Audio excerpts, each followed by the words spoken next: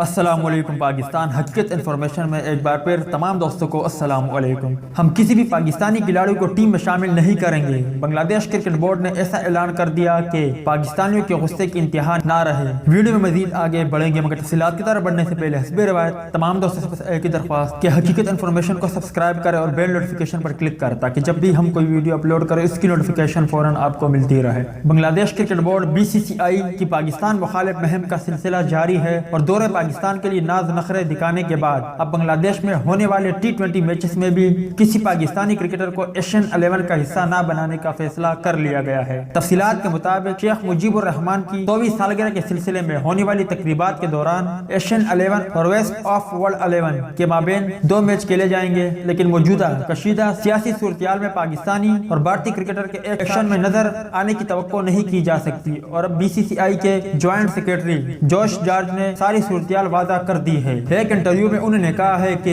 ہمیں پیغام مل چکا ہے اور اب کوئی پاکستانی کرکٹر ایشین 11 میں شامل نہیں ہوگا، اس لیے کسی بھی پیچیدہ صورتحال کا سامنا نہیں کرنا پڑے گا۔ دونوں T20 میچز میں شرکت کے لیے بھارتی کرکٹر کا انتخاب BCCI کے صدر سورو گنگولی کریں گے۔ تو دوست یہ تھی بائی کا پیار جو منہ بولے بائی نے دوسرے بائی کے ساتھ کیا۔ امید ہے اس اپڈیٹ سے آپ بھی مایوس ہو گئے ہوں گے۔ اس اپڈیٹ کے متعلق اپنی رائے کا اظہار کمنٹس باکس میں ضرور دیں۔